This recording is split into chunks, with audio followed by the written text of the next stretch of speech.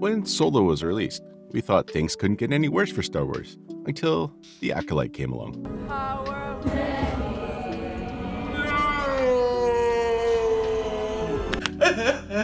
After that point, many of us thought that the franchise under Disney's command had hit rock bottom and that it was hopeless.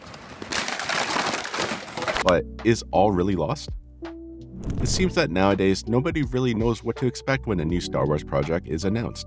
Here we go again. After Disney bought the company in 2012, the journey has been up and down. First, the world was excited when they announced Episode 7. Then the excitement stayed pretty solid with Rogue One. But after Episode 8, things started to decline. I said your American Express Platinum card declined? With Solo, we saw the company's first big failure. In Episode 9, although it was not bad at the box office, I think many of us agreed that it was one of the worst productions we've ever seen. So, after a run of doubts that marked the disinterest of the fans, Disney opted for another business, streaming. When The Mandalorian premiered, people went crazy. The fandom had regained faith with Disney's fresh take that it felt like the Star Wars of old. Then we had the glorious end of the Clone Wars show. But soon history repeated itself, since shortly after came The Book of Boba Fett and Obi-Wan Kenobi, which both released to mixed opinions. Like a panther. The third season of The Mandalorian had an overall negative response. Andor, despite its amazing quality, was one of the least watched series on the platform. The Bad Batch was an award-winning show, which we've analyzed quite a bit on this channel, but its acclaim didn't seem to last very long. Ahsoka kept the fandom slightly entertained with its callbacks to prior Star Wars projects, but it was not an overall hit with the fans. And finally, The Acolyte was rejected to the point of being cancelled just a few weeks after the final episode was released. We have yet to see the response about Skeleton Crew. And after walking on swampy ground with the movies and shows, what's next for Disney? Well, it looks like they're returning to the feature-length films. As is expected, by 2026, we'll have the Mandalorian and Grogu movie. Then Dave Filoni's movie will apparently close the arc of Ahsoka, Thrawn, and all the characters from Rebels. We've also been told about a James Mangold movie about the origin of the Jedi, and a new Rey adventure that may or not be cancelled at this point. The question now is, will we see the same pattern again? Will we be in awe of The Mandalorian and Grogu, only to lose interest with other films that follow? It almost seems like we're in a loop, although maybe Lucasfilm has learned from their mistakes and will experience an era where success and excitement match one another, or not. We have to be realistic. This discord in Star Wars has existed since the prequels were released. However, there are a number of points that if Disney would take into account, could return Star Wars to a stable course and even regain its glory.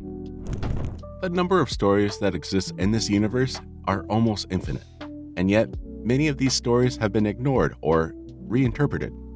In some cases, the result has gone well, like the reinterpretation of the Dark Forces video game with the theft of the Death Star plans and the Dark Trooper factory, now being absorbed into Rogue One and The Mandalorian, respectively. But other interpretations like Luke Skywalker's Jedi Academy have left a lot to be wished for, since we've really only seen its end and not even its peak. Or the same trilogy of sequels that instead of adapting more themes from the expanded universe or George Lucas's ideas, decided to recycle the original trilogy but with different characters, while deconstructing the OGs. Come on now, dawg. Come on, man. Imagine if instead of seeing Luke exiled on an island like Obi-Wan on Tatooine or Yoda on Dagobah, we had seen him as a master who learned from the mistakes of the past and shed a new light of hope on the Jedi's legacy.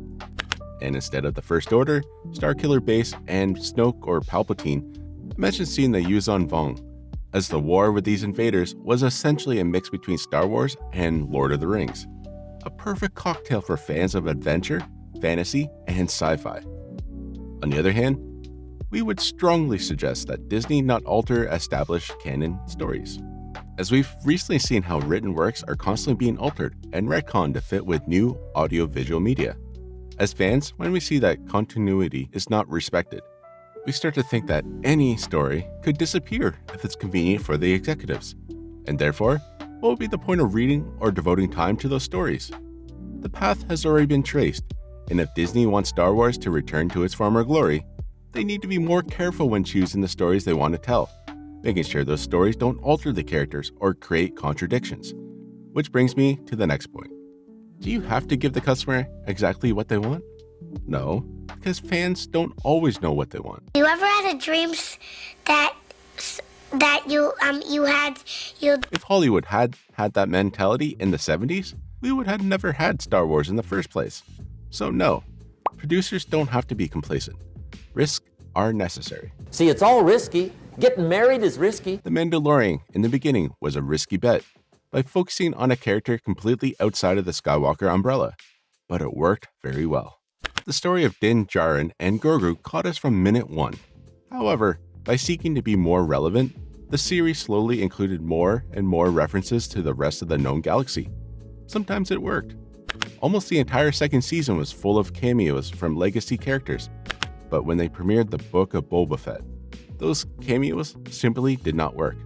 Rather than tell a coherent story, the show seemed more like a parade of recognizable faces. Andor turned out to be a great example of knowing how to take risk. Nobody really asked for a series about Cassian Andor, but it turned out to be one of the best productions of the entire franchise, precisely because it took risk. We were shown the true faces of the Empire and the rebellion in a way that we never would have imagined. The struggle of good against evil, the origins of heroes, all of these things make up the DNA of Star Wars.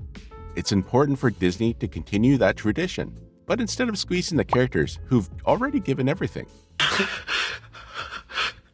this is all I got. They need to look for new horizons and dare to expand the universe. Hey, we triple dog dare you to hit that subscribe button if you're enjoying this video. In the Hollywood of old, producers let their stories have their time to shine before thinking about sequels and spin-offs and interconnected universes. Nowadays, executives are more interested in thinking about all the marketing they can exploit from their IPs. So they've started pumping out content for the sake of content. We saw it happen with Marvel, and Star Wars unfortunately followed those steps. Since 2015, we've had a total of 5 movies, 8 animated series, and 6 live-action stories, with a new one on the way. They definitely need to stop the pace they are taking and better plan their productions so as not to hinder any single project's pace or alter the overall story. In the case of the sequel trilogy, it would have been better to think of them as a single complete story divided into 3 parts, like the Lord of the Rings trilogy, for example, because it is more than evident that there was no concrete narrative line in those films. Episode 8 deviated too much from Episode 7, and Episode 9 desperately tried to correct what displeased the fans in Episode 8. It would have been more sensible to have planned the whole trilogy, film in its entirety without changing the director, and release each movie consecutively instead of leaving an intermediate year to release its spin-offs.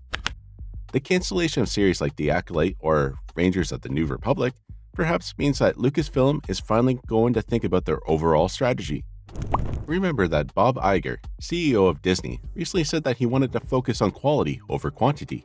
So for now, the only series with a continuation is said to be Andor and Ahsoka, which brings me to my last point.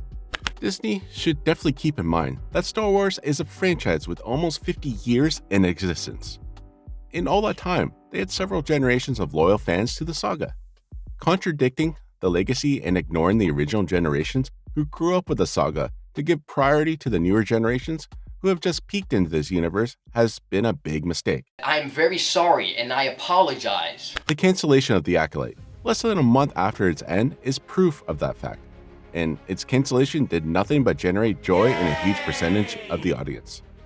Of course, we must invite new Padawans to be part of this wonderful universe that we love so much, but not at the expense of tarnishing the image and legacy that George created for us in 1977. Star Wars is never going to die, that's a fact. But Disney definitely needs to take better care of the saga's legacy if they want fans to remain loyal. In fact, they could take some notes from the GOAT of Star Wars planning next.